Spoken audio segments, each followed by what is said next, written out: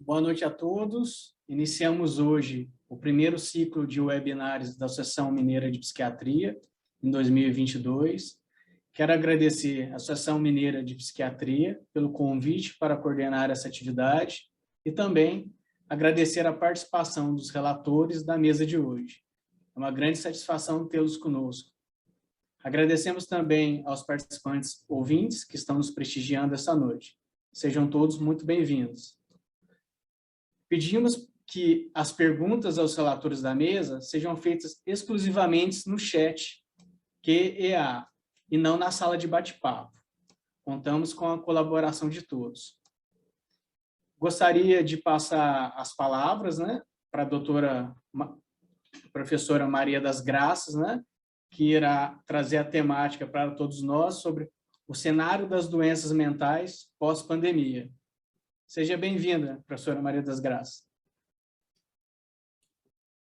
Obrigada, doutor Wesley. Eu, antes de mais nada, gostaria de agradecer à Associação Mineira, especialmente na figura do doutor Hugo, que me faz um convite, primeiro, irrecusável, é um convite que ao qual não se diz, não sei se posso, ou muito obrigada, mas não aceito. É um convite irrecusável, e muito obrigada por ter me feito esse convite que eu não podia recusar e nem queria recusar. Muito obrigada por estar presente aqui e agora, junto com vocês, e tocando, conversando com quem nos ouve sobre assuntos que eu considero de especial interesse, quer dizer, como é que anda a nossa especialidade neste momento. A gente diz pós-pandemia, mas esse pós é muito mais esperança do que realidade, né?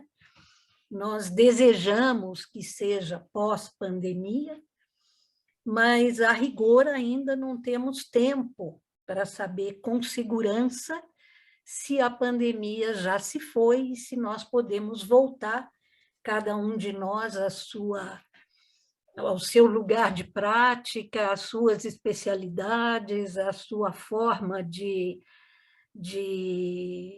trabalhar, ou se nós ainda vamos ter desafios próprios da pandemia, embora modificados, pela frente, como fizemos nesses 2 últimos anos, né? E a questão da teleconsulta, da telemedicina, um assunto, por sinal, derivado, pelo menos aqui no Brasil, lá fora já se falava e já se praticava há algum tempo, mas para nós isso foi herdado da pandemia. 2 assuntos absolutamente atuais, necessários e importantes para que a gente possa conversar entre nós e com quem nos assiste. Eu digo conversar porque realmente eu gostaria muito que a gente pudesse, se nós pudéssemos, inclusive, interagir durante a apresentação, seria talvez até melhor, porque quem está aqui conversando, quem está falando, se puder ouvir também as sugestões ou a experiência de quem ouve, não só enriquece quem fala, a fala de quem fala, como muitas vezes até orienta quem está falando na direção de dizer aquilo que quer ser ouvido pelos ouvintes, né? Nós não vamos, dado o fato de que nós estamos numa plataforma online, isso não vai poder acontecer, mas eu espero permanecer na linha do que eu me propus a conversar com vocês e espero de coração que eu traga coisas interessantes e atuais para que a gente depois, então, possa pensar e conversar juntos. Bom, não está passando. Ah, agora foi.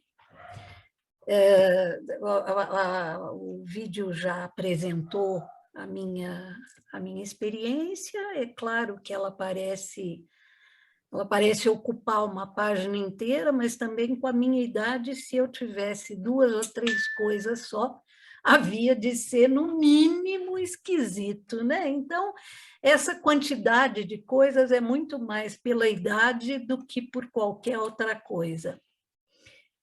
Bom, todo mundo sabe, é do conhecimento de todos nós, em dezembro de 2009,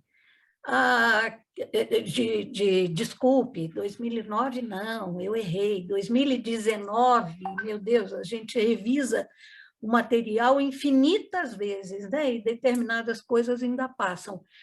Em dezembro de 2019, a Comissão Nacional de Saúde da China comunica, e tem muita história por aí, dizendo que a comunicação foi muito atrasada, enfim, mas o que nós temos de fatos é que a China comunica à ONU que os médicos andavam preocupados com o diagnóstico de uma pneumonia de origem desconhecida, que andava rapidamente afetando principalmente os habitantes de uma cidade chamada Wuhan, e que rapidamente se propagava de uma pessoa para outra e que mais rapidamente ainda saiu da cidade e começou a atingir as proximidades da cidade, e a origem era desconhecida naquele momento e os sintomas não eram de molde a deixar ninguém tranquilo em relação a diagnóstico e principalmente conduta, né?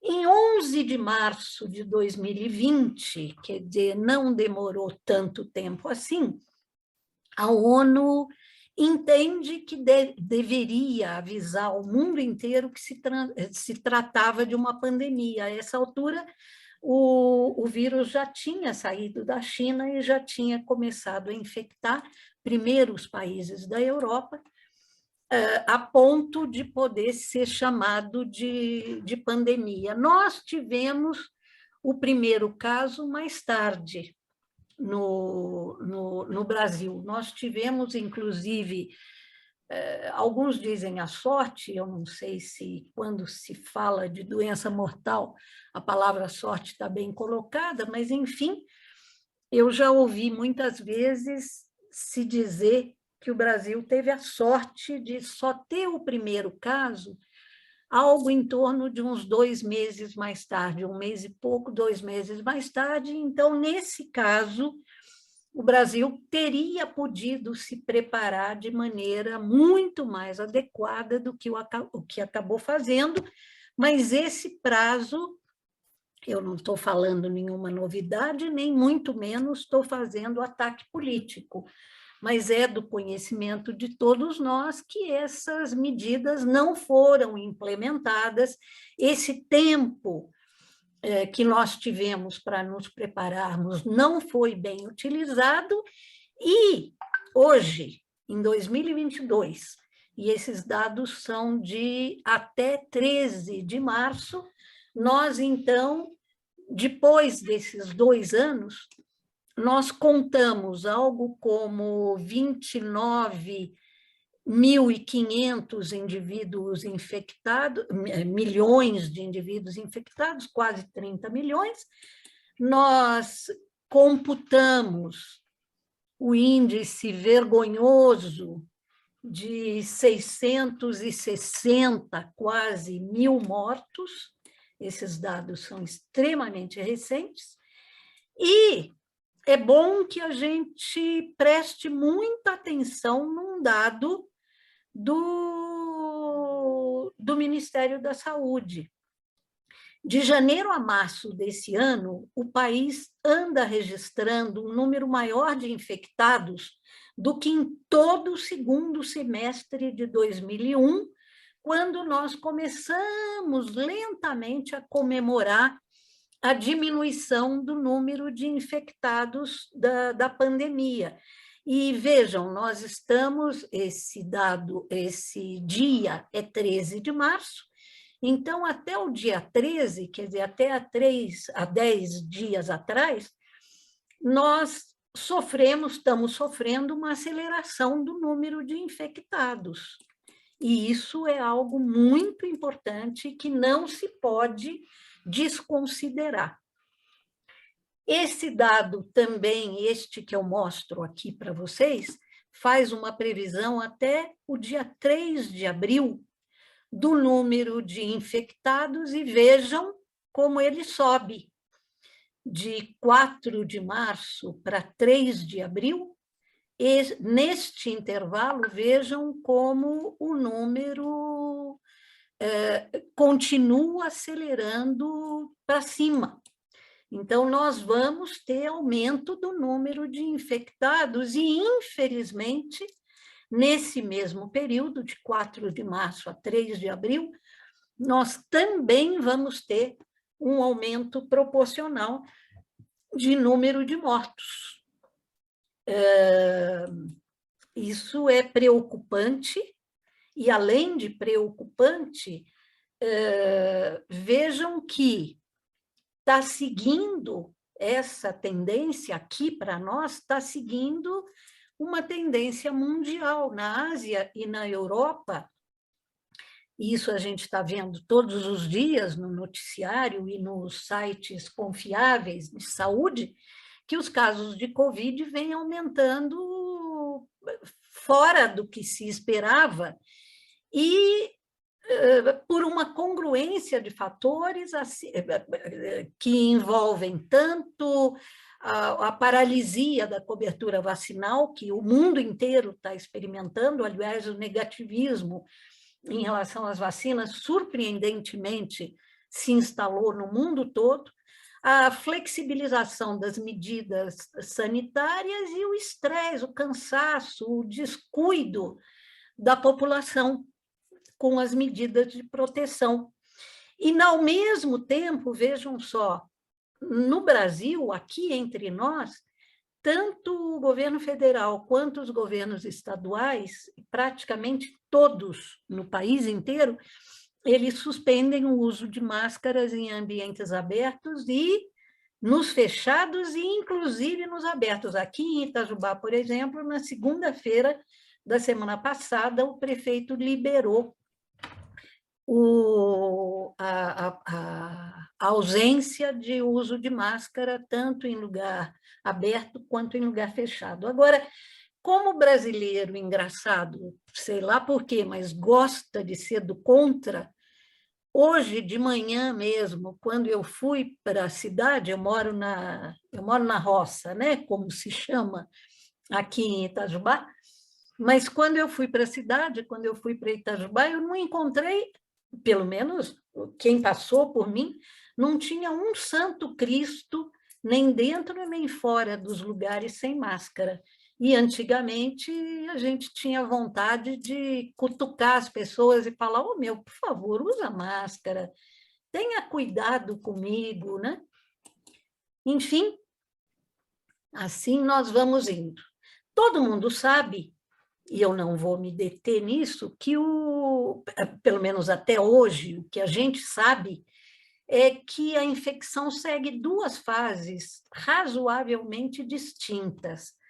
A primeira fase, ela ataca o epitélio pulmonar, modifica a perfusão pulmonar, a angiogênese, e talvez esteja aí a origem das tromboses, né, que têm sido tão prevalentes, e pedem o uso da ventilação mecânica. E a fase 2, o ataque não é no pulmão, mas é no cérebro, a neurotoxicidade do vírus é evidente, todos esses mecanismos entram em cena e a consequência direta é um ataque, é uma alteração, é uma doença, ou são várias doenças neuropsiquiátricas. Eu tive o cuidado de trazer para vocês, eu acho que é importante para esse assunto, é extremamente importante, eu tive o cuidado de trazer as referências mais atualizadas que eu pude encontrar e depois até, se me for permitido, eu até peço para a Associação Mineira que leve até quem esteja assistindo esse compilado, porque aqui a gente vai encontrar um material de altíssima qualidade, inclusive sustentando as nossas reflexões, né? O que a gente tem percebido que o impacto que o vírus causa no sistema nervoso central, embora a maior parte das mortes pareça ser por falência cardiorrespiratória, mas ele costuma ser maior e mais devastador do que no trato respiratório, né?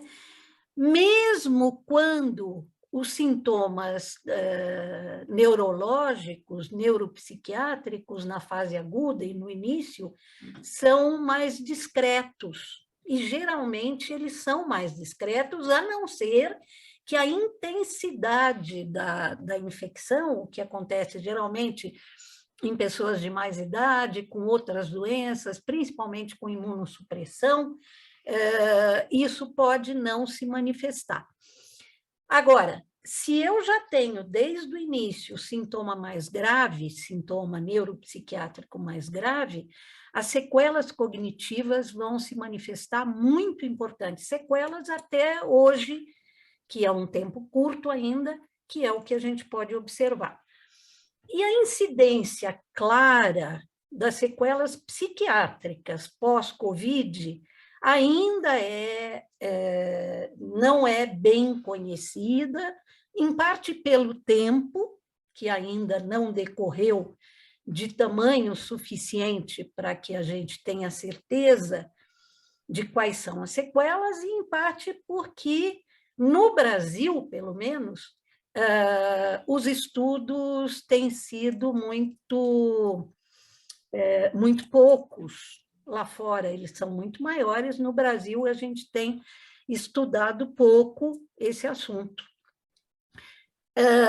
Quando existem os estudos, quando existem alguns estudos, muitas vezes, por incrível que pareça, eles não deixam claro se o indivíduo que apresenta sequelas e está entrando naquela estatística, se havia um diagnóstico psiquiátrico prévio, ou porque não se sabia, ou porque, por qualquer motivo, não se levou em consideração. Então, qualquer número de sequela psiquiátrica fica sob questão. Os fatores predisponentes, como, por exemplo, o delírio, e tem se falado muito de delírio que o paciente em COVID, na vigência de COVID, possa ter apresentado, se ele é ou não um fator predisponente, ainda não é algo que a gente tenha clareza. E, principalmente, os estudos não mostram, a grande parte dos estudos não mostra o efeito das medicações utilizadas durante a infecção, as interações entre elas, né? Então, as respostas que a gente tem, especialmente no Brasil, ainda dão um bom tanto de insegurança para que a gente possa afirmar com absoluta segurança que aquilo que a ONU, antes, inclusive, do boom da infecção por Covid, da pandemia por Covid, antes disso, a ONU avisava que depois da pandemia por Covid, nós veríamos uma pandemia de doenças psiquiátricas. realmente, no consultório, nos hospitais, nós, psiquiatras, acredito que seja da experiência de todos os colegas, nós temos percebido, sem nenhuma metodologia, sem aplicar nenhuma metodologia, mas eu acredito que, pelo menos é o que eu ouço dos colegas, a gente tem visto um aumento de procura do psiquiatra depois da pandemia e mais lá na frente a gente vai ver quais as síndromes mais prevalentes, né? Agora, não é surpresa, porque se a gente voltar nas duas outras doenças pulmonares que nós já vimos, as duas outras epidemias, SARS e MERS, elas foram seguidas de sintomas neuropsiquiátricos aumentados e com uma frequência que beirava o assustador.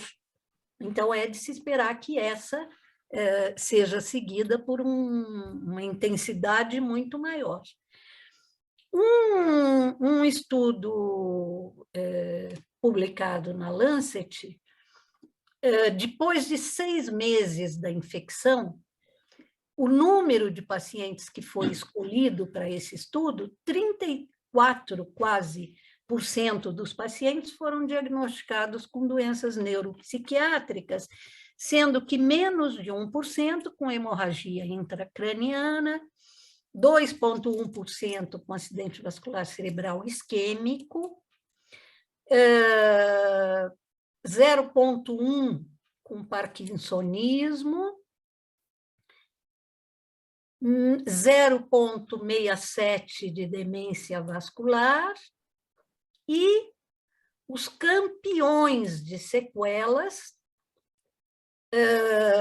transtorno de ansiedade e depressão. Esse estudo não fala de depressão, mas muitos outros falam, e transtornos psicóticos. De qualquer maneira, a gente está vendo aqui, ansiedade e depressão não só são a observação diária de todo psiquiatra nos seus serviços ou nos seus consultórios, como na maioria dos estudos, ansiedade e depressão têm sido prevalentes e chegam na maior intensidade, né?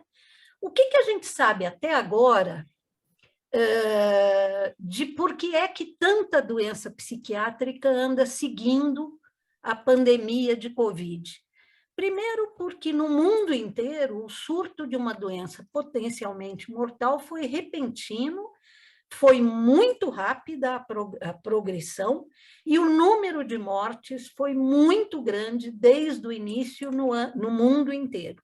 Só isso já é suficiente para, no mínimo, uma situação de estresse violento com as consequências depois do estresse, e um estresse demorado, porque nós estamos há 2 anos do início das doenças, né? As doenças prévias que as pessoas tinham sofreram absoluta redução dos cuidados. Quantos pacientes com câncer, quantos pacientes com doenças cardíacas, doenças renais, doenças hepáticas que ficaram ou sem diagnóstico ou com a continuidade do tratamento muito prejudicado, né? Isso é um agente estressor violento. As medidas de distanciamento social, só elas em si já são causadoras de estresse. No Brasil, em outros países, nem tanto, em muitos outros países, nem tanto, mas no Brasil, uma falta de competência absoluta no comando das estratégias por parte do Ministério, do governo federal, dos governos estaduais. As informações, com muita frequência, eram pouco precisas, em parte porque o assunto era absolutamente novo, né? A mídia, que ao invés de fazer o seu papel de esclarecimento, foi a campeã de notícias confusionantes, tanto a mídia oficial quanto a paralela. as mortes de uma qualidade infernal, as mortes e os velórios que nem sequer existiam, e a consequência da forma das mortes, o luto complicado que vai acompanhar, na verdade, toda essa geração, né? Durante a pandemia no Brasil, um dos poucos dados que nós temos, 74% dos entrevistados, isso é o público em geral, relataram ansiedade. 27% depressão na forma moderada. E 12% depressão na forma grave, né? Esses são os dados que nós temos oficialmente no Brasil. E nós?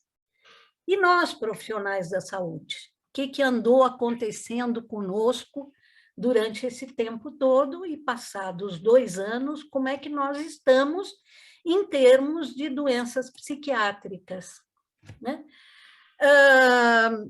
O SUS tem acompanhado até de maneira muito próxima e muito presente o que anda acontecendo com os profissionais da saúde. Então, ele lista os principais impactos sobre a saúde mental, o medo da contaminação no ambiente de trabalho, de todas as pessoas expostas ao vírus. O profissional de saúde é aquele que chegava a representar, em termos de risco de contaminação, quase 100%. A perda de contato, primeiro pelo estresse do trabalho, depois pelas restrições, a perda de contato com a rede de apoio, principalmente família, a sobrecarga absurda de trabalho. Em muitos lugares, a falta de mecanismo de proteção e de infraestrutura adequada para o atendimento e, consequentemente, a absurda dificuldade de estabelecer medida de autocuidado. Todos nós conhecemos exemplos de colegas, pessoas com quem a gente convive todos os dias, sei lá quantos de nós estávamos na linha de frente e quantas vezes nós vimos os colegas ou nós mesmos exaustos, além do limite de competência para continuar trabalhando e tendo que voltar para o ambiente de trabalho, né? Então, o que é que tudo isso causava? As consequências? Um estresse violento, uma pressão psicológica diária, um sentimento de solidão, de medo, de desesperança, uma exaustão mental e física que acabava levando a uma quantidade potencialmente maior de erro, com o consequente estresse e desespero. Aqui é bom que a gente se lembre o número de decisões éticas, traumáticas, que muitos de nós foram obrigados a encarar, quer dizer, quem vai para o respirador ou não, quem vai para a UTI ou não, quem fica no pronto-socorro para morrer sem alívio, né? E, obviamente, tudo isso leva a um sofrimento mental violento e a sua consequência, que são os transtornos psicológicos. O que a população poderia ou pode fazer para minimizar a carga que os profissionais de saúde carregam e que, enquanto tem durado a pandemia, pouco fizeram. Não só a população pouco fez, como ela foi do extremo de nos considerar heróis, que eu acredito que nenhum de nós teria pedido para ser dado como herói, até agredir profissionais da saúde na rua, no supermercado e nos hospitais. 2 anos foram suficientes para essa oscilação do público em relação a nós, de heróis até demônios, né? Quem sabe, depois de diminuído o surto, as pessoas tenham um maior cuidado em cuidar de nós, em última instância. E o que eu mesmo, profissional, o que eu posso fazer? Quanto mais cedo eu possa reconhecer os fatores de estresse, lidar com eles e procurar ajuda especializada, melhor. Dá um jeito de fortalecer as redes de apoio. Perceber que eu tenho limitações e essas limitações nem sempre eu consigo lidar com elas e conseguir conviver em paz com as limitações e reforçar da forma que eu possa o autocuidado. Vamos nos lembrar que isso é muito mais fácil de falar do que de fazer, né? De qualquer maneira, nós temos algumas possibilidades de buscar ajuda. É bem possível que essa lista não esteja completa, mas todos esses sites explicitamente oferecem ajuda, seja ajuda psicológica, seja ajuda de lazer, seja ajuda de grupos de apoio e de conversa. Todos esses sites oferecem ajuda para os profissionais da saúde. Há de haver mais recursos do que só esses, mas pelo menos esses qualquer um de nós pode acessar em busca de ajuda e vai receber aquilo que precisa, aquilo que busca.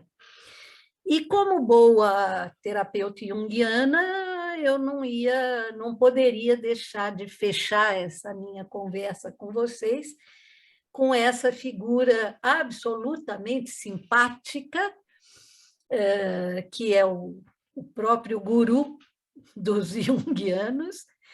O Jung diz, numa das obras dele, né, num dos livros das obras completas dele, ele diz: nós estamos sempre atentos contra as doenças contagiosas do corpo, mas nós somos exasperantemente descuidados quando se trata das doenças coletivas da mente, que são ainda mais perigosas. Quer dizer, essa frase dele serve às mil maravilhas para o momento de hoje, né? Eu agradeço do fundo do coração por quem me ouviu. Gostaria muito de poder conversar com vocês, pelo menos pelo e-mail. O meu e-mail vai na minha apresentação, e garanto para vocês que tanto no WhatsApp quanto no e-mail eu não demoro muito tempo para responder, não. É comum que eu responda no mesmo dia, mesmo que a minha resposta seja: não consigo te responder agora, mas logo, logo eu falo com você. Muito obrigada novamente à MP pelo convite, ao doutor Hugo, ao doutor Anderson, que vai me seguir, a você, meu querido, que vai encerrar a minha fala. Gratidão e gratidão a todos que estão nos acompanhando.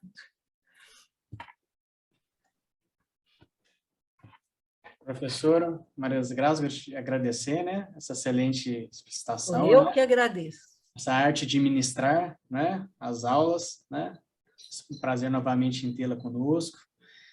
Para dar seguimento, né, devido ao horário, né, eu vou dar continuidade aqui e convidar ao nosso colega, né, ao doutor professor Anderson, né, que vai ministrar sobre atendimentos online e distanciamento social na clínica psiquiátrica cotidiana. Passo o bastão, doutor Anderson. Sinta-se à vontade. Muito obrigado, gente, pelo convite, novamente. Espero que estejam me ouvindo bem. O som está legal aí? Tá bom? Beleza. É uma honra poder participar desse evento e mas também foi uma pegadinha, né? Vocês me colocarem depois da graça, porque depois de uma fala dessa, fica difícil a gente conseguir manter o nível de atenção e de interesse dos ouvintes. Obrigada, Anderson, mas não é verdade. Tenho certeza que não é verdade. Espetacular. Espetacular. Bom, eu preferi não preparar uma apresentação em PowerPoint. Eu vou falar porque eu já fiz algumas apresentações em PowerPoint e o tema da minha fala tem a ver com essa questão das consultas online, do atendimento online. E uma das coisas que mais me incomodam no atendimento, né, nessa relação online com as pessoas, é a falta do retorno do olhar. E essa falta do retorno do olhar fica pior ainda quando a gente apresenta no PowerPoint. Eu noto isso quando eu faço as aulas no PowerPoint com os alunos e quando eu faço sem PowerPoint fica um pouco menos ruim, né? Então, eu achei melhor simplesmente falar de alguns assuntos que me estão chamando a atenção, estão me trazendo reflexões muito constantes nesse período de pandemia. Bom, a primeira parte da minha fala é o atendimento online e distanciamento social. Bom, a questão do atendimento online, ela é uma questão extremamente ambivalente, porque o atendimento online ele foi obrigado, ele se impôs nos nossos consultórios na medida em que a pandemia foi aumentando. Só que para nós que trabalhamos, que estamos na linha de frente do SUS, nos CAPs, esse atendimento online nunca ocorreu. O atendimento nos CAPs continuou sendo exatamente igual ao que era antes. E a gente continuou indo para o CAPS, atender os pacientes com máscara na testa, com aquelas máscaras mais sujas do que cueca de mendigo, e com máscara atrás da orelha, e a gente estava ali porque a gente não poderia parar, porque a loucura não ia ser suspensa e entrar em férias por causa da pandemia. Então, essa experiência do atendimento online ele é uma experiência parcial dentro da clínica psiquiátrica, porque dentro de um consultório particular houve sim essa experiência desse atendimento online, mas dentro da nossa rotina de SUS, da nossa rotina de médicos da saúde pública, não houve mudança nenhuma. A gente continuou lá do mesmo jeito, e com os pacientes vindo, abraçando a gente, e a gente tentando manter o distanciamento social, e o paciente sentando, e o paciente tomava clozapina, falando, cuspindo na gente,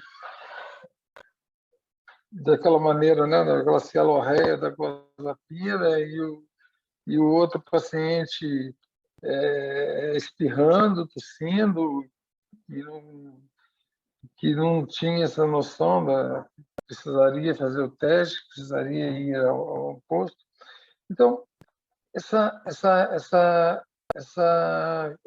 ideia de que houve uma total, não, mas houve realmente uma mudança de de visão em relação ao atendimento online, ela é muito parcial. Ela é dentro da medicina de elite, ela é dentro da medicina de consultório, ela é dentro da medicina paga, da medicina dos planos de saúde. Da medicina na saúde pública não houve mudança nenhuma na psiquiatria com a pandemia. E nós tivemos que nos colocar na linha de frente, continuar com o nosso trabalho, com os nossos pacientes, com a nossa luta, sem essa ferramenta do atendimento online. O que isso mostrou para mim? Eu tenho mais ou menos 50% do tempo do meu trabalho na saúde pública e 50% do tempo do meu trabalho no consultório. E mostrou para mim uma coisa, que o paciente da saúde pública, ele a despeito dos pacientes, não só os pacientes psicóticos mais graves, não, mas pacientes com depressão, ansiedade e tal, que estavam ali nos CAPs e nos ambulatórios, eles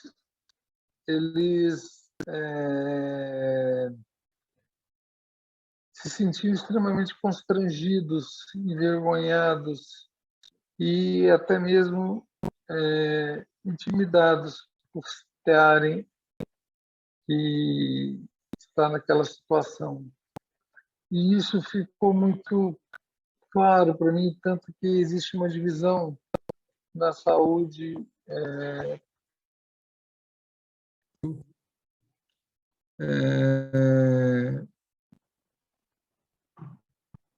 vocês estão me ouvindo? Está aparecendo aqui que meu microfone não está muito bom.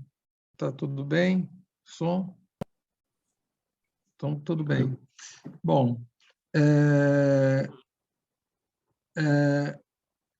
o que acontecia é o seguinte, que aqueles pacientes, eles se sentiam constrangidos, aqueles pacientes com depressão, ansiedade, que se sentiam constrangidos de estarem ali se expondo a equipe a essa situação de risco de contágio, mas que não tinha outro caminho, outra oportunidade, outro meio de ter contato com a saúde mental. Fica claro para a gente que existe no Brasil uma medicina polarizada. Ela não é uma medicina linear entre a medicina, o que é público e o que é privado. A polarização ela é muito rígida. Não houve nenhuma forma de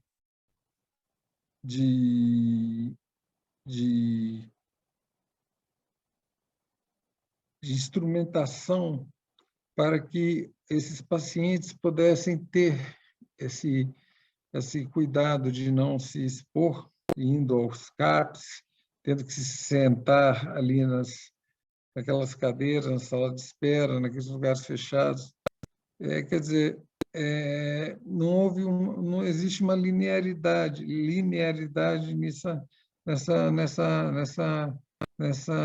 nesse acesso à saúde. Ou o paciente tinha uma condição muito boa e poderia, do seu computador, da sua internet, da sua casa, consultar com um psiquiatra que estava no seu consultório e pagando a consulta e fazendo aquela medicina que seria de excelência ali naquele momento de pandemia, ou o paciente era obrigado a se expor totalmente a duas opções: ou abrir mão do seu tratamento, abrir mão do tratamento da sua doença mental, da sua depressão, da sua ansiedade, isso eu estou falando dos quadros mais leves, né? Porque os pacientes esquizofrênicos, eles não tinham nessa opção, eles tinham que ir mesmo e tinham que se expor, né? Então, não houve como a Graça disse, uma preparação e não houve nenhum tipo de metodologia que permitisse que a psiquiatria continuasse sendo praticada de uma maneira segura na rede pública, né? Então, a medicina online, esse atendimento online, ele foi um atendimento que provou que existe duas psiquiatrias no Brasil, a psiquiatria elitizada e a psiquiatria do povão, né? Acho que nunca eu tinha percebido com tanta clareza que essa polarização ela era tão radical. Eu via coisas de uma forma linear. Por exemplo, um paciente do SUS tinha um dinheiro para comprar um remédio da farmácia, um remédio genérico. Alguns pacientes do SUS tinham um recurso para fazer algum exame. A gente já aconteceu de eu ligar para uma clínica de tomografia e pedir ligar avisando, falando que era do SUS, tal, que eu era médico do SUS, que eu precisava de tomografia de um paciente, se eles poderiam fazer um preço mais baixo, tal. Então eu tinha essa visão que alguns pacientes tinham um acesso, digamos assim, parcial a uma medicina melhor. E nessa pandemia ficou provado que não. Ou o paciente é pobre e está exposto ao que há de mais precário, né, nessa questão da instrumentalização da medicina, não na questão dos recursos humanos, de forma alguma, muito pelo contrário, né? Eu estava lá e a galera estava lá e eu estou falando, e eu tenho orgulho de falar que nesse período todo de pandemia não faltei nenhum dia de CAPS, não faltei nenhum dia de atendimento no SUS. Continuei e meus colegas continuaram e eu sei que os serviços continuaram do mesmo jeito, porque em termos de recursos humanos as pessoas se dedicaram assim até com mais amor ainda, né? Mas esses pacientes que eu achava que eram pacientes intermediários não eram intermediários, eles eram pacientes de uma zona que não teria acesso nunca, nesse momento atual, a telemedicina, a atendimentos online, a atendimentos seguros, né? E isso foi a primeira constatação que eu fiz a respeito desses atendimentos online nessa pandemia. O segundo é uma constatação, digamos, meio cômica da minha parte, mas é que eu sempre tive uma resistência muito grande, né? Eu já sou da década de 60, assim, eu sou do tempo que os Beatles ainda existiam, né? Eu nasci e os Beatles ainda tocavam juntos, então eu sou de um tempo bem antigo. E entrar nessa história de atendimento online, para mim, é muito difícil, e ainda é muito difícil. Apesar desses 2 anos já de prática, ainda é, para mim, muito desconfortável.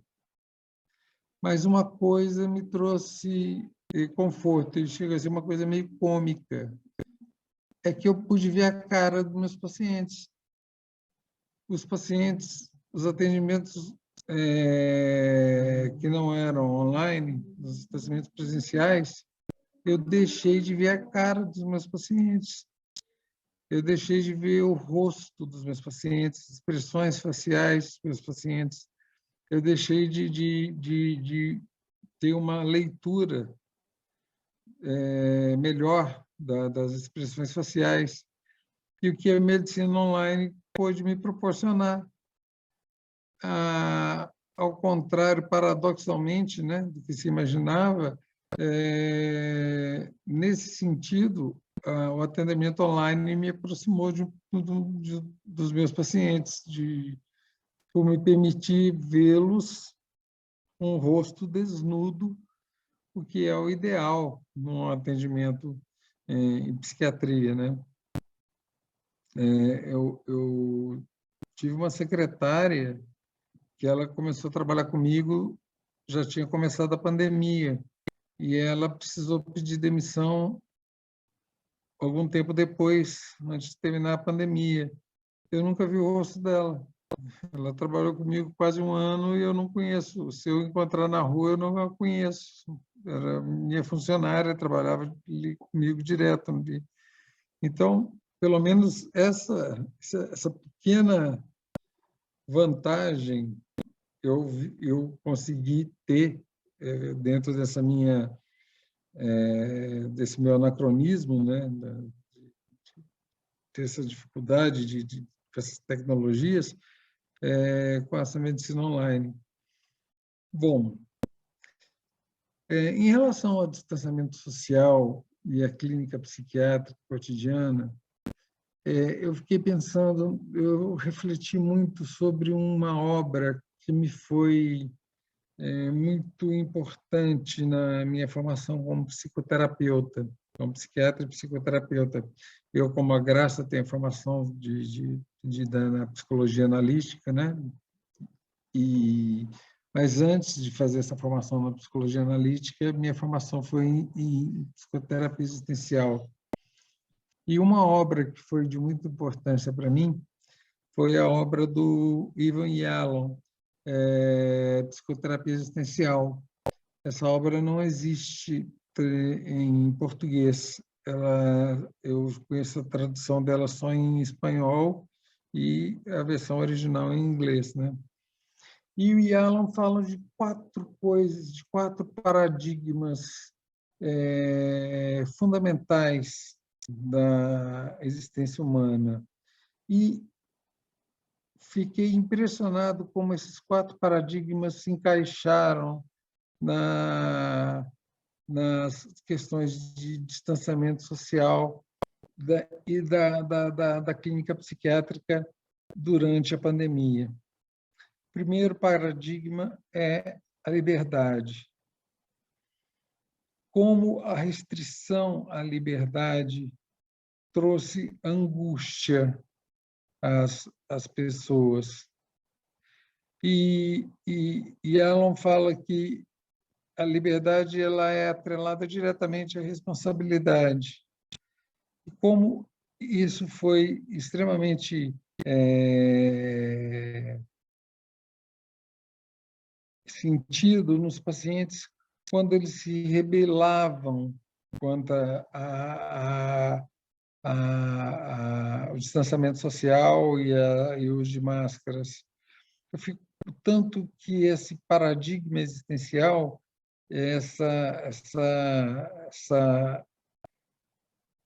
esse complexo existencial da liberdade, ele se afigura de uma maneira potente e restritiva na vida das pessoas que se permitiam ir em festas e eu que trabalho em Alfenas, né, estudantes, é uma cidade da noite, né? Alfenas são 2 cidades, tem Alfenas do dia e Alfenas da noite. E na Alfenas da noite as pessoas se rebelavam contra essa restrição das máscaras, das restrições do distanciamento social, o tanto que essa rebeldia tinha relação com uma necessidade de transgredir esse paradigma da liberdade. em que você não tem essa liberdade total, e essa liberdade vai te trazer responsabilidades. E a cada vez que essa liberdade é transgredida, uma responsabilidade ela é trazida. E os pacientes, quantas vezes as pessoas, não digo os pacientes, mas as pessoas transgrediam esse paradigma da liberdade em função de uma necessidade muito grande de não se sentir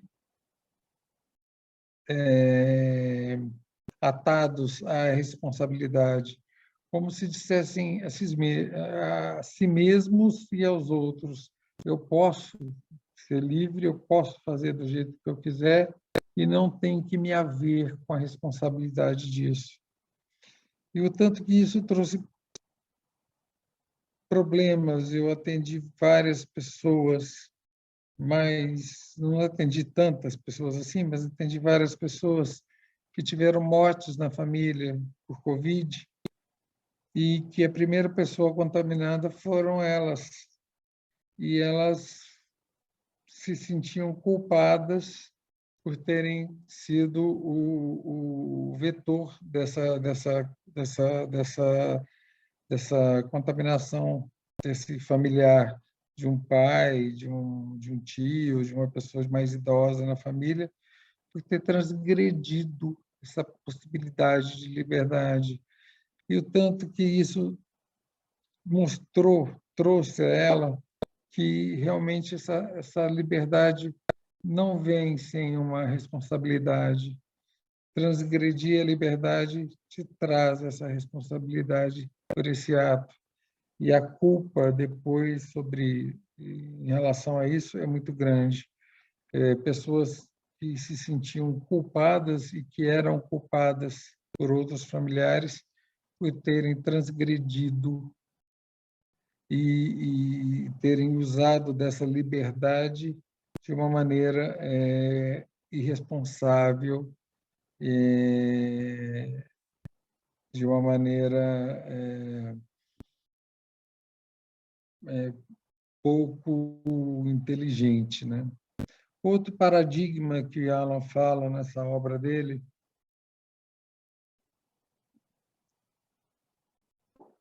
que é muito interessante é que é o paradigma da morte.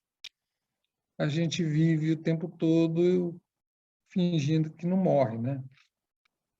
Que não vai morrer.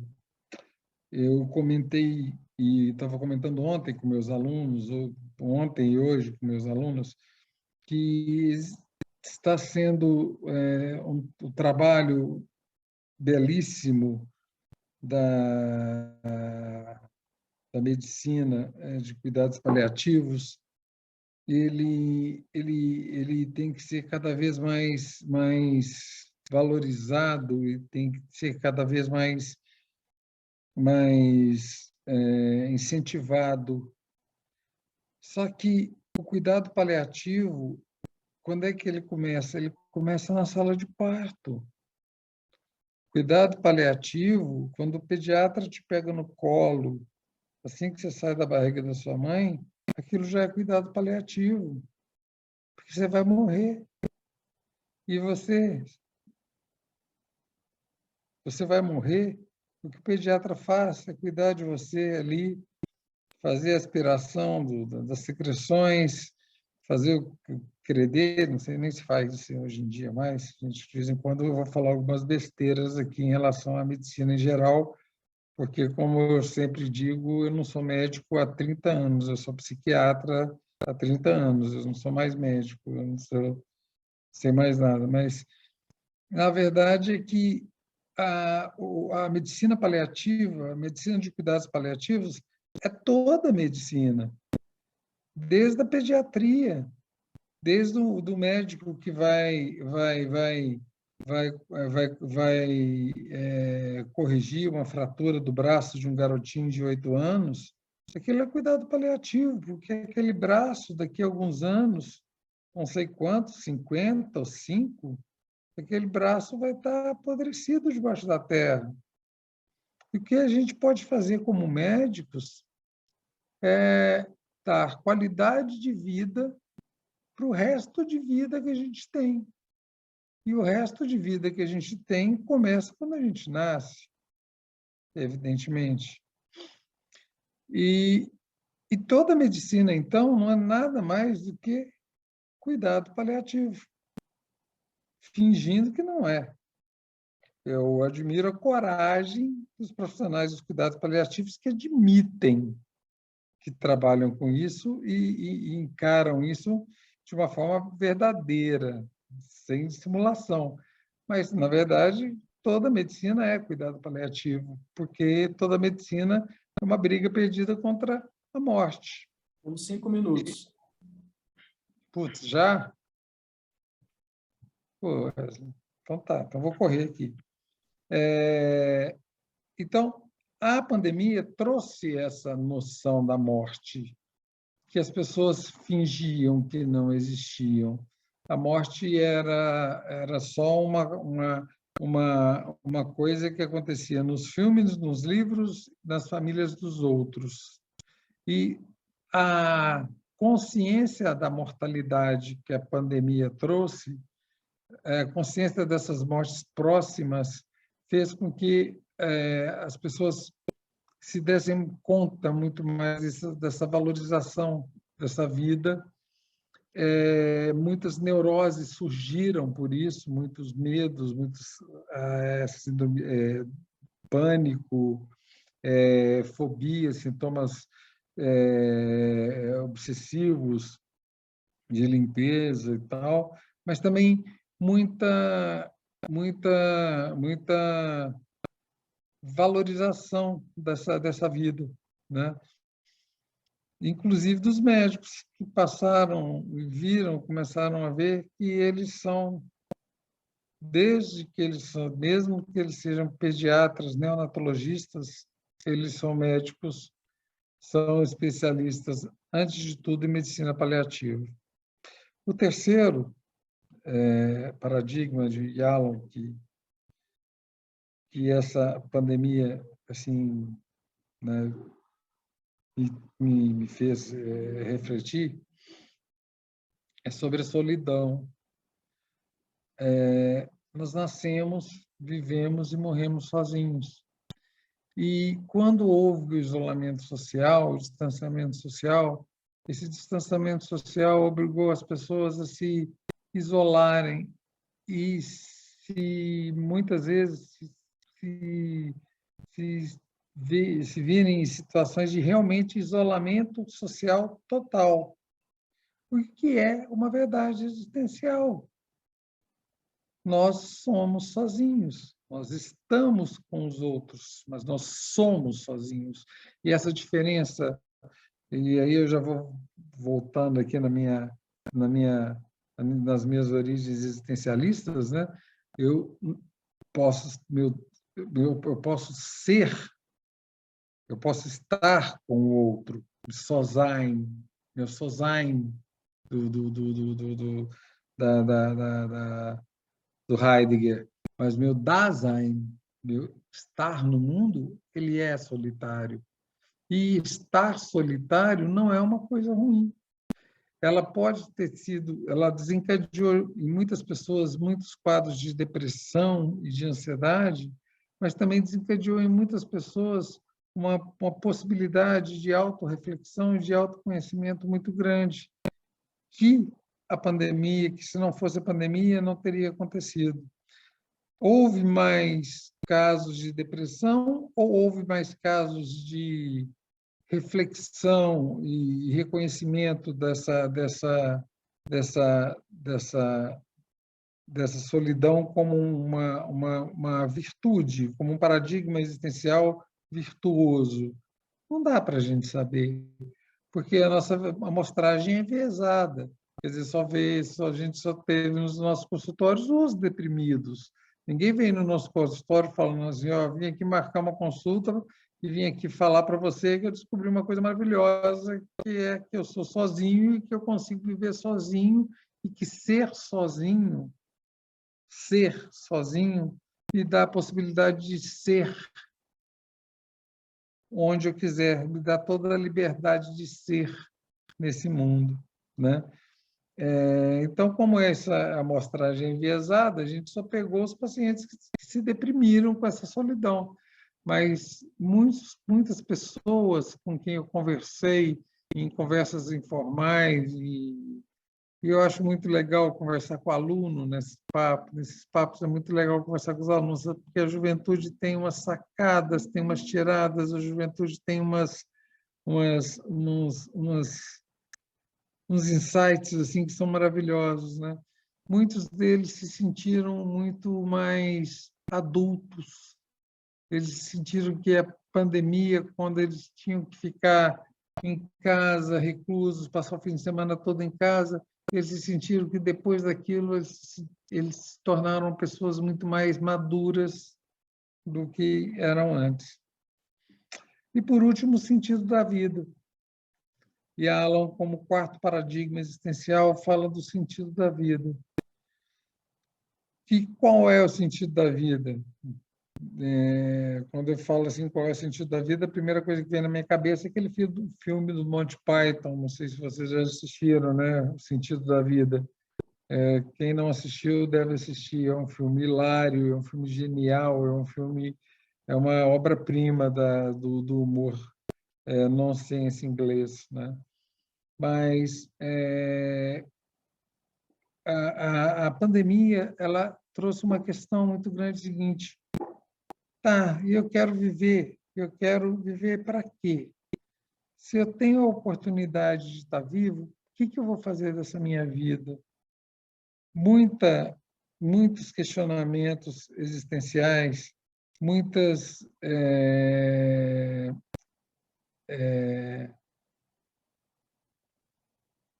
insights existenciais em relação ao sentido da sua vida apareceram nessa pandemia, justamente porque vendo a morte tão próxima, vendo a liberdade trazendo responsabilidades e consequências, vendo que a solidão, que você tem que construir a sua vida sozinho, muitas pessoas se desesperavam, entravam em depressão, e essas, como eu disse, enviesadamente, são as que vinham ao consultório, mas eu via também muitas pessoas nessas nossas conversas falarem: olha, depois dessa pandemia eu quero viver a minha vida de uma maneira diferente, eu quero construir a minha vida de uma maneira diferente. Eu não quero esperar que o mundo dê um sentido para a minha vida, eu não quero esperar que o mundo me aponte o que é felicidade. Felicidade é grana, sucesso é grana.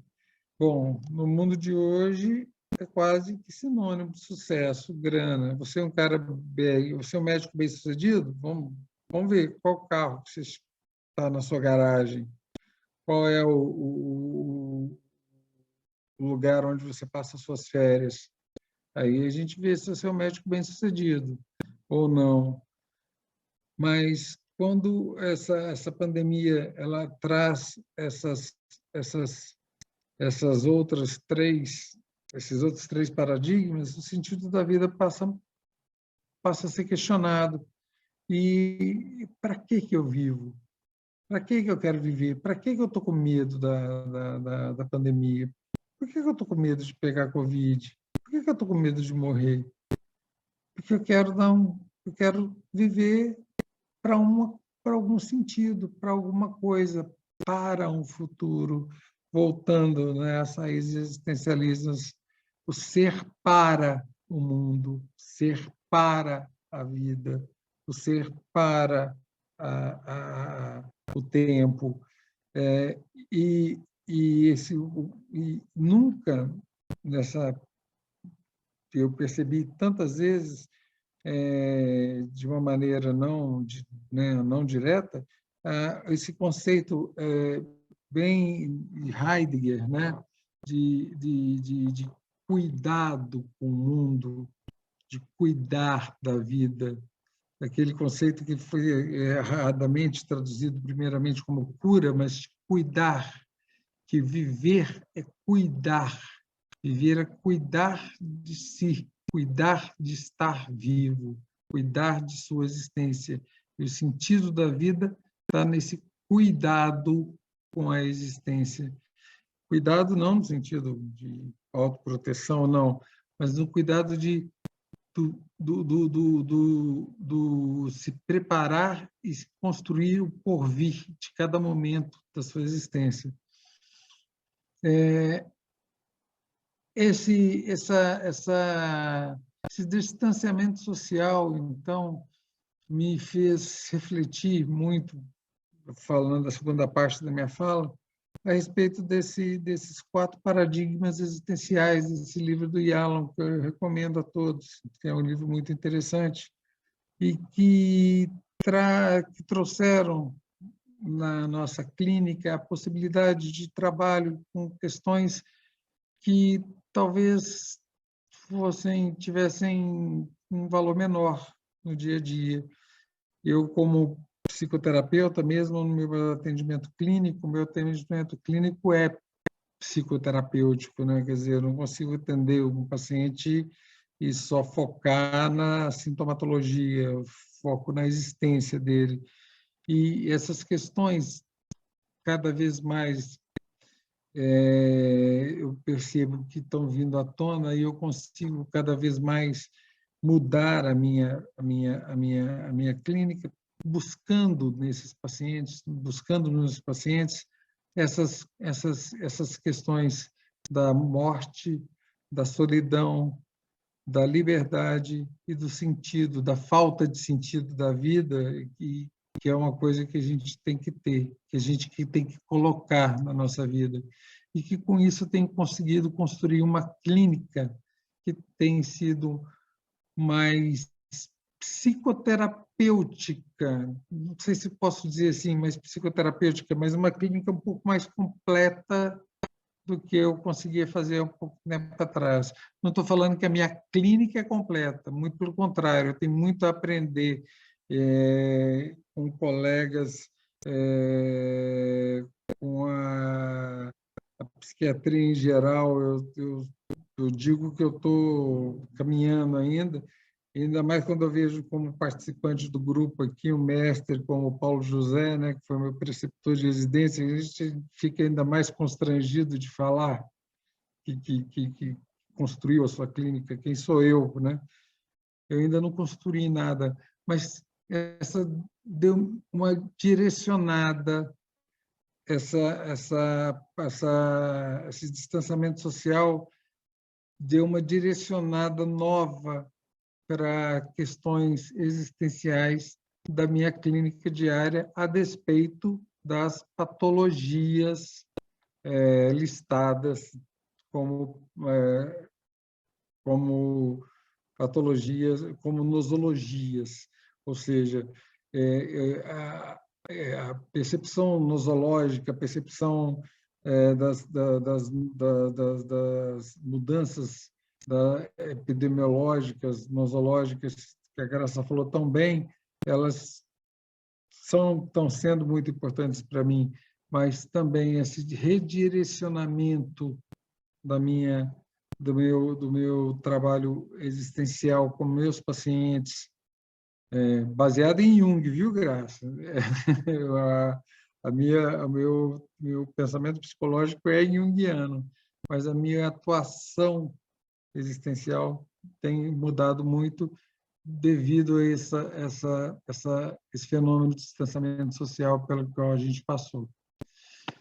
Desculpa ter passado o tempo aí, viu, Wesley? Desculpa aí, viu, pessoal? Eu falo demais. Eu falo feito papagaio, né? Coisa de professor. Mas eu quero agradecer a oportunidade de ter sido convidado e espero ter colocado uma pulga atrás da orelha. Acho que a melhor coisa que a gente, o melhor elogio que a gente pode ter quando a gente fala num evento desse, é que a gente colocou uma pulga atrás da orelha dos ouvintes, porque a gente ensina muito pouco, mas a gente pode ajudar as pessoas a questionarem coisas novas, né? E eu espero ter conseguido isso. Obrigado, gente. Obrigado, Anderson, pelas excelentes palavras. que eu estou vendo aqui pelo tempo, né? A gente ainda não recebemos muitas perguntas aqui dos ouvintes, né? Coloco à disposição para que eles comecem a encher a nossa caixinha, para que a gente possa fazê-las, né? E assim, tanto você como a Graça nos responder.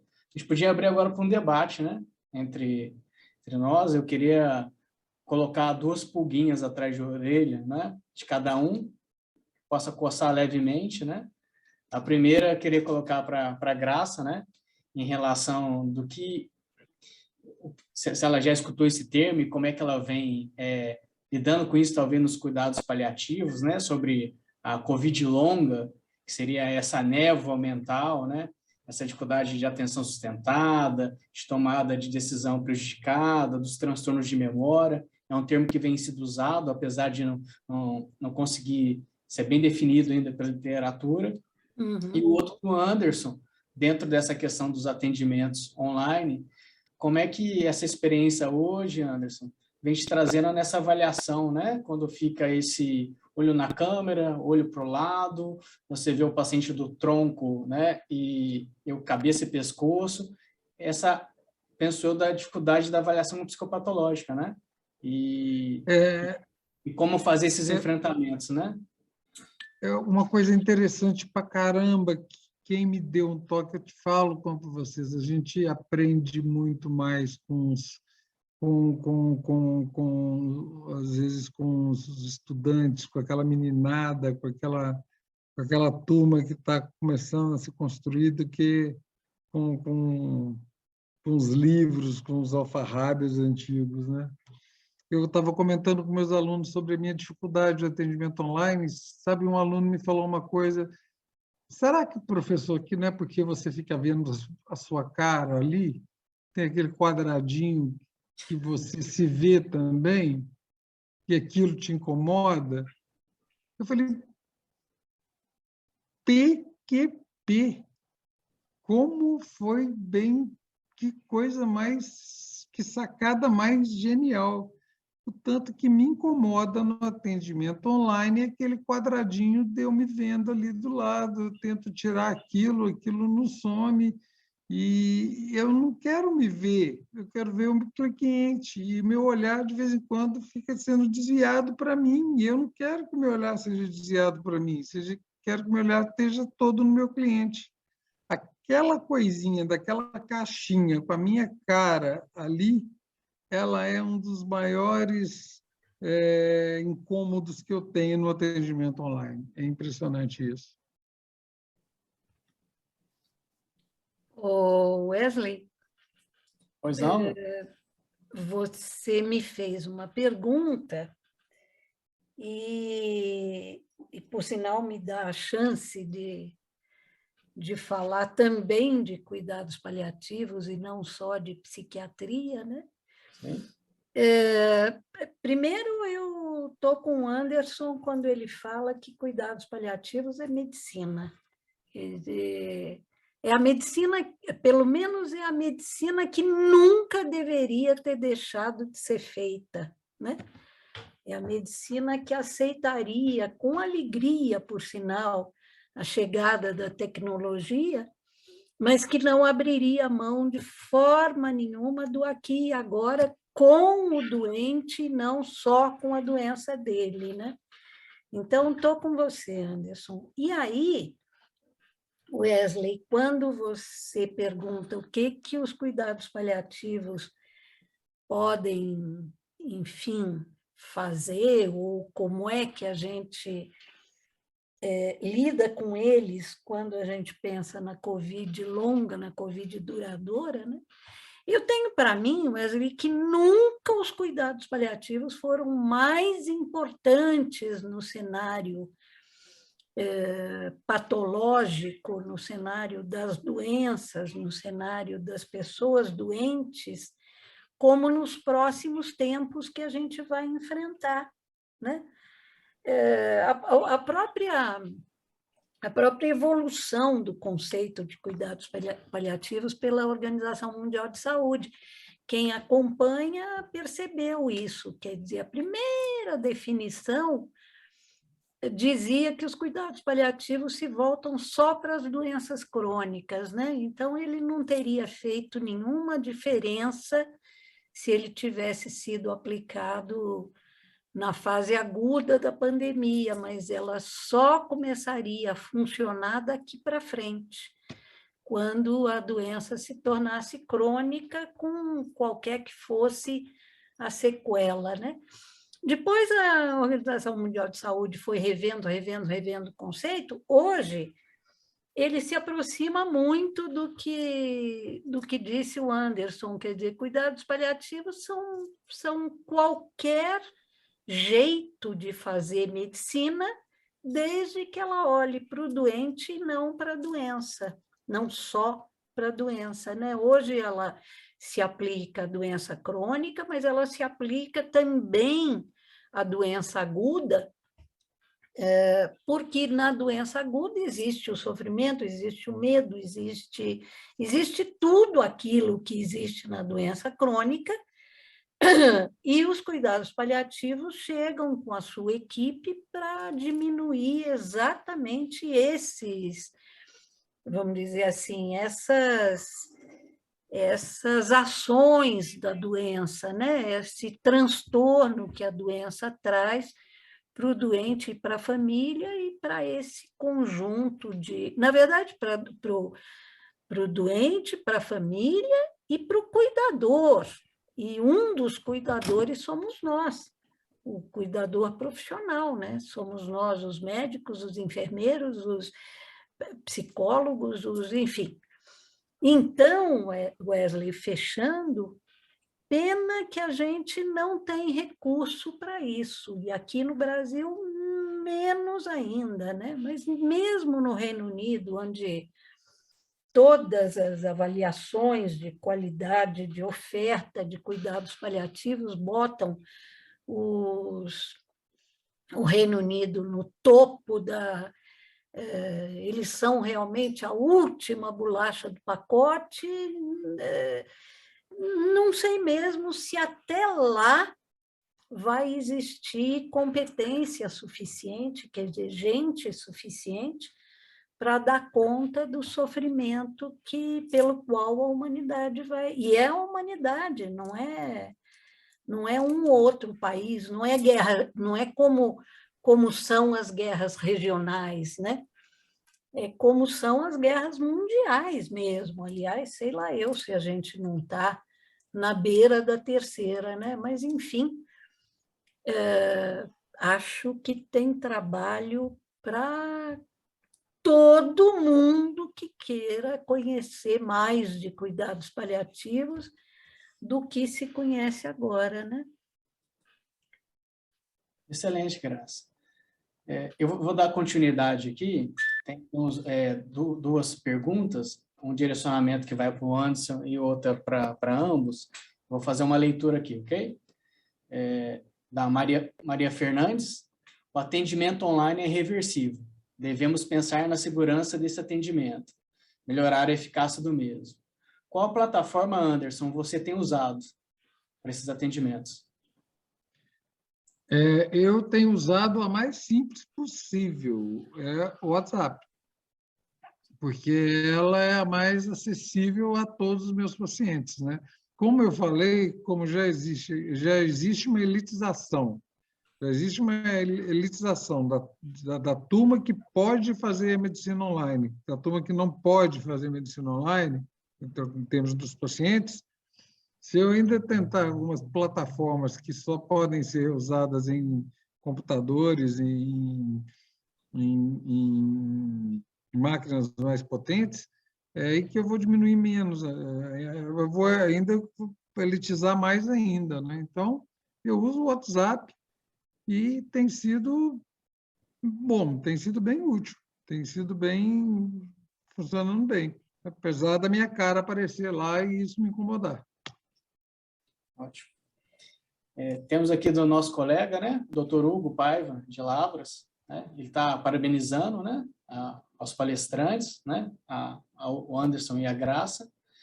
Elas são muito reflexivas e abrangentes. Ele quer lançar uma questão para vocês dois, né? Lá vem pulga, né? Para coçar mais um pouco. Quais as alterações no atendimento e nos cuidados que, com a pandemia pelo coronavírus, vieram para ficar em nossa prática psiquiátrica do dia a dia? Essa é a questão que ele nos coloca aqui, né? Graça, por favor. Não, primeiro os mais velhos, Anderson. Vai você na frente. Eu, como a mais jovenzinha de todos... Graça, por ser mais velho, eu ainda sou careta, primeiro as damas.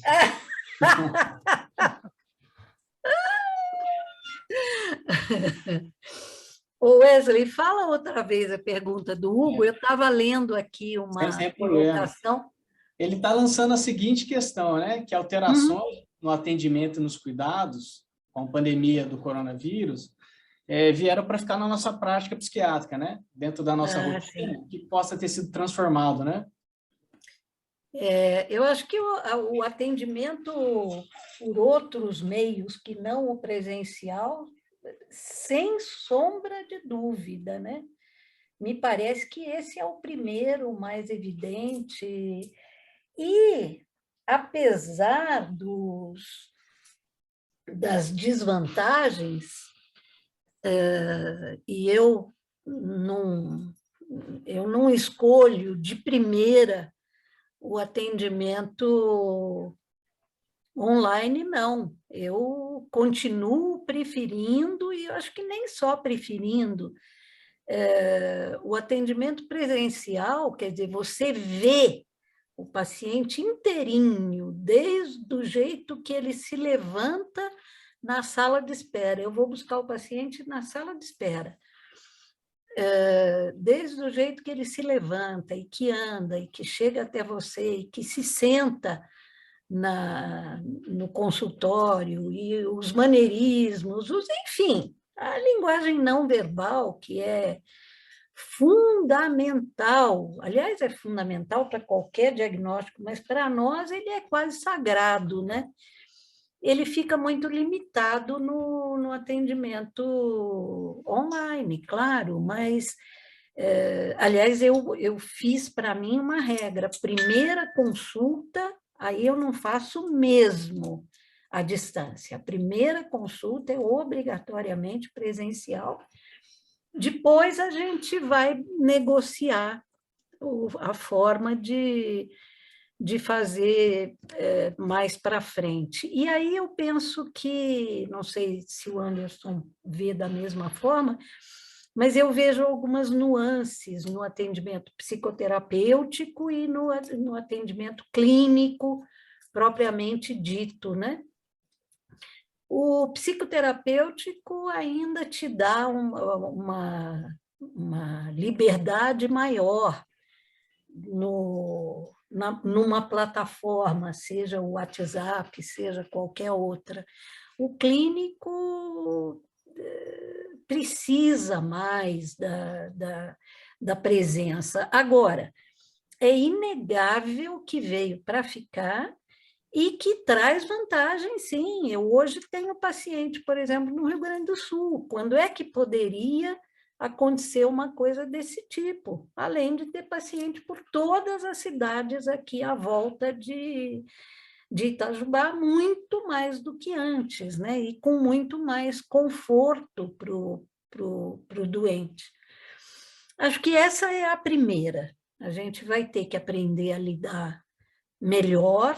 Talvez a gente tenha que cuidar melhor da questão do sigilo, da garantia, inclusive, de sigilo, e de que não exista de forma nenhuma vazamento das plataformas, até a LGPD, que chegou com tudo e que a gente, acredito que vocês também, mas eu já devo ter feito uns 500 cursos de LGPD, porque todo lugar com o qual você interage te manda um curso de LGPD para fazer, e realmente é uma coisa importante. E penso que na telemedicina ainda a gente tem que caminhar mais do que caminhou até agora, para garantir o sigilo, né? O que mais que veio com a pandemia?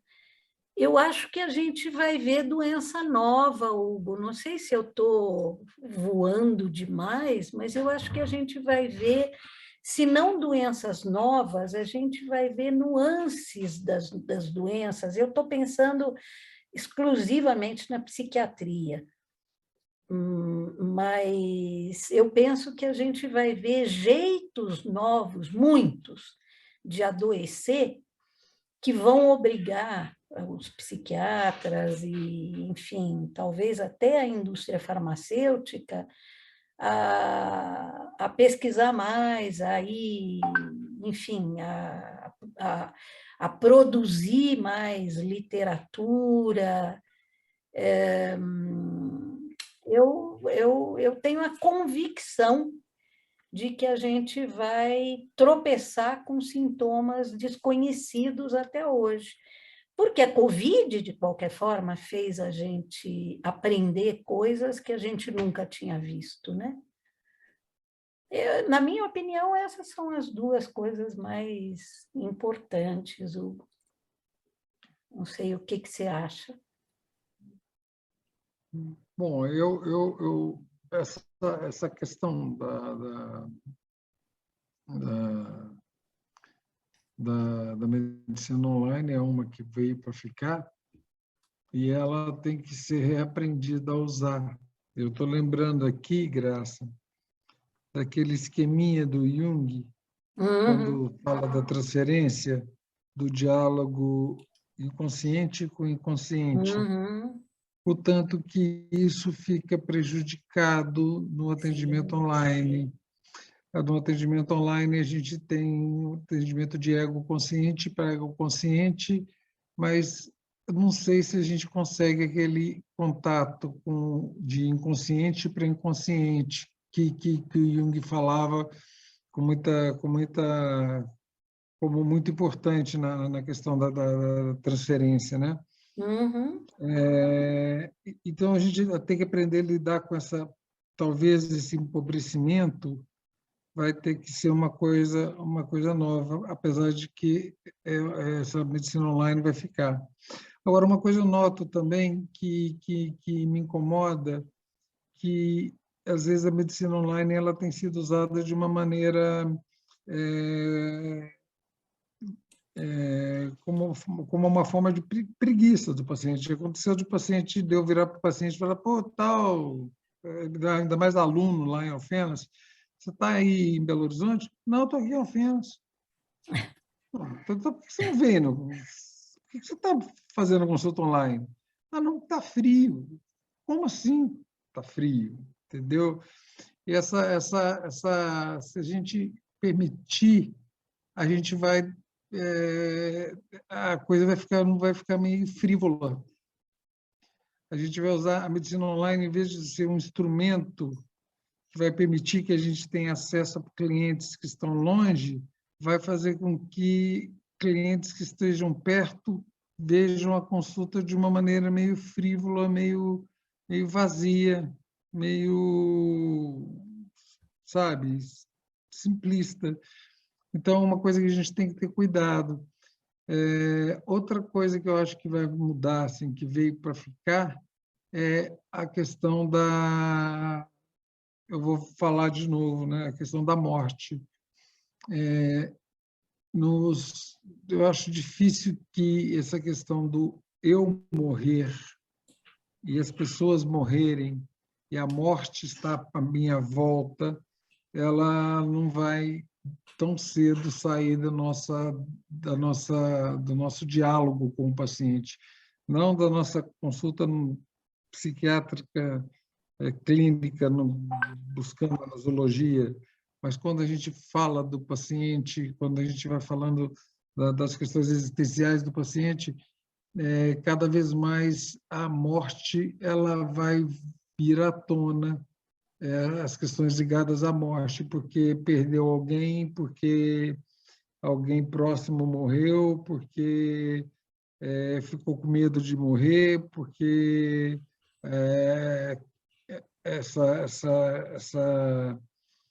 essa doença mostrou que ela não é invulnerável quanto a nossa fantasia nos faz pensar.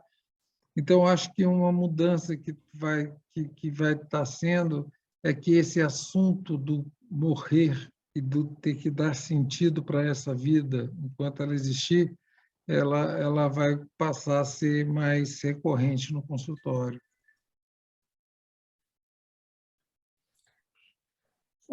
Wesley, eu posso fazer uma colocação aqui em função da fala do Anderson?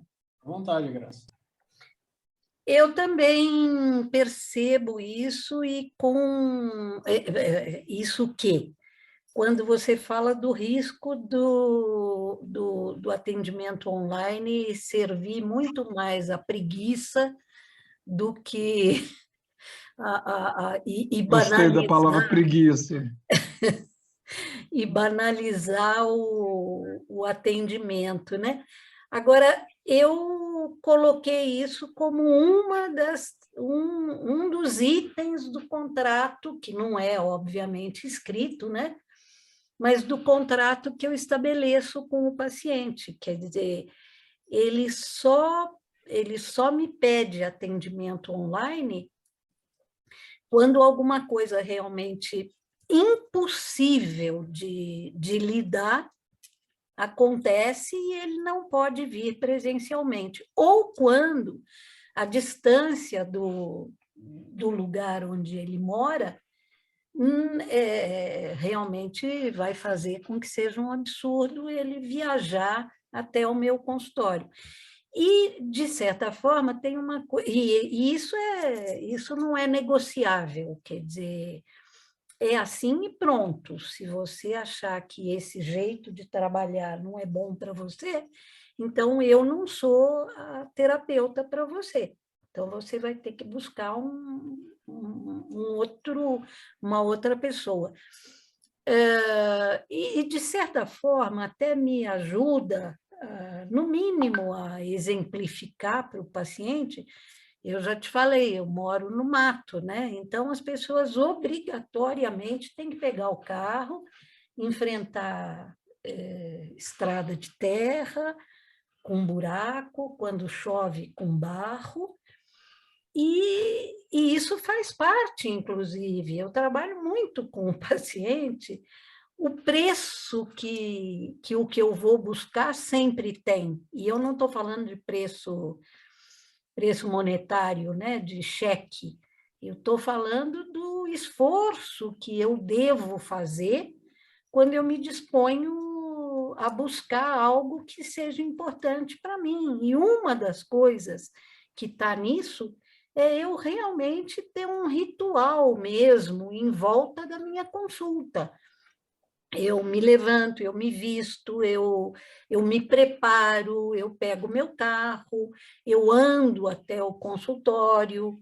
Isso faz parte, inclusive, do contexto terapêutico, né? E para o paciente de terapia, não sei se você pensa assim, mas isso é até mais fácil de compreender e de aceitar o significado. O paciente clínico pode entender o psiquiatra só como aquele que, infelizmente, né?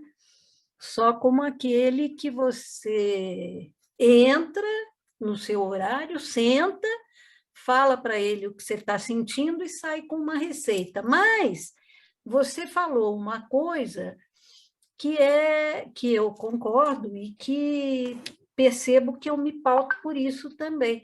Quando aquele meu paciente é de terapia, eu estou fazendo terapia, os 50 minutos de sessão.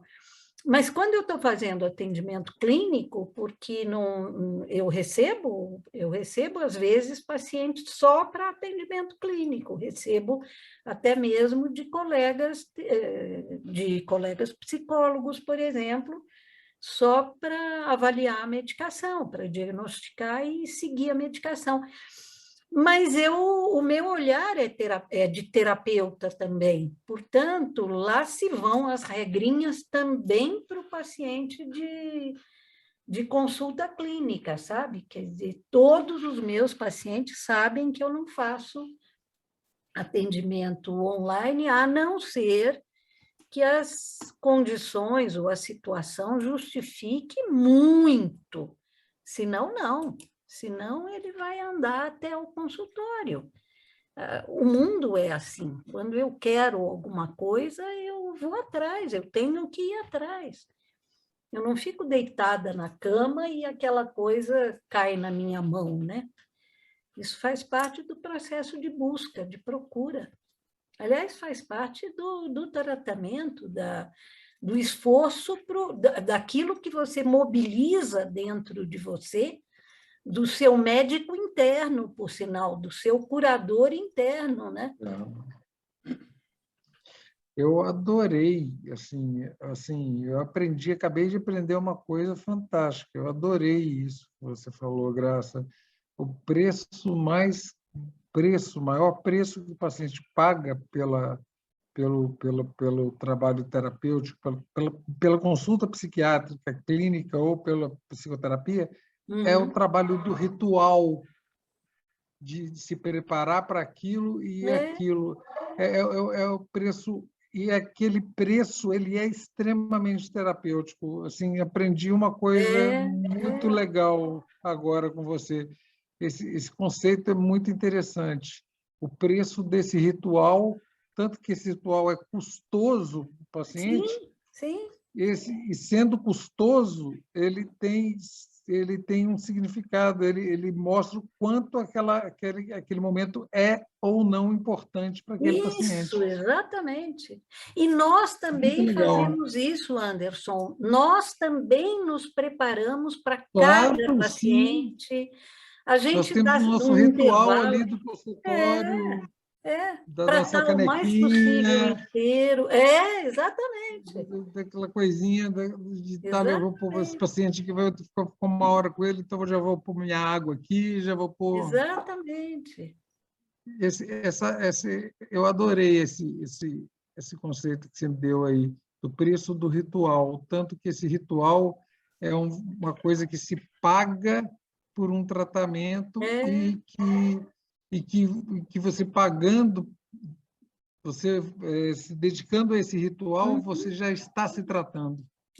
Exato, faz parte da cura, Muito né? legal. Faz parte do cuidado, né? Muito legal mesmo. Queria colocar aqui entre as questões, né, a mensagem elogiosa da doutora Mercedes Alves, que está agradecendo aos palestrantes, né, em nome da diretoria executiva da Associação Mineira de Psiquiatria, né, vocês terem aceitado o convite, né, por estar participando.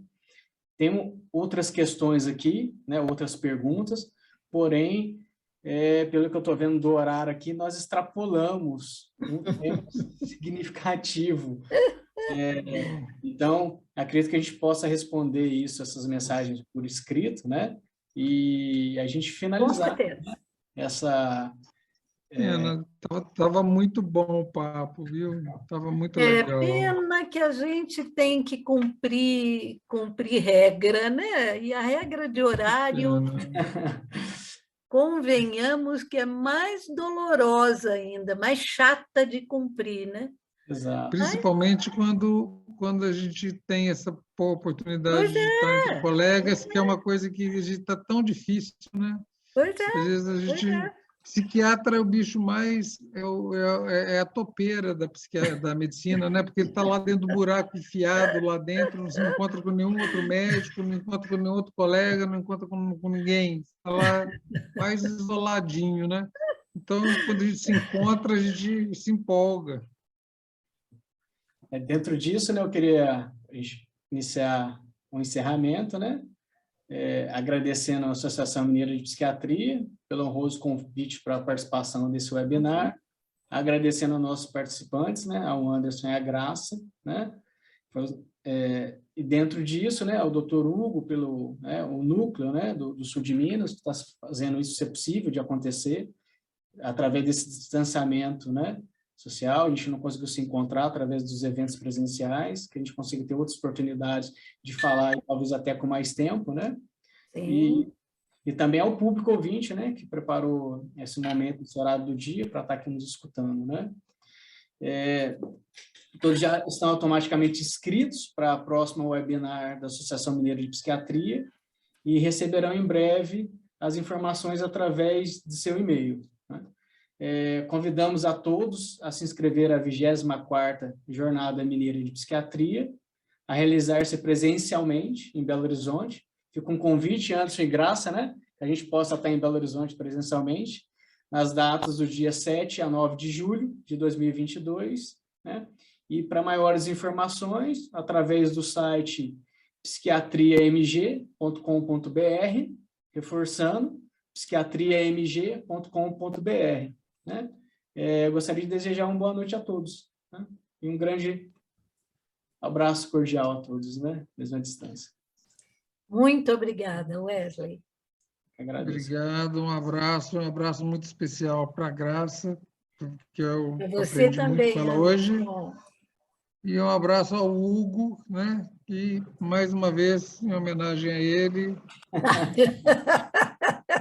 a minha canequinha aqui. Vai ter a réplica em Belo Horizonte lá, hein? Hugo, muita saudade das nossas conversas, cara, das nossas conversas semanais, viu? Muita saudade mesmo, viu?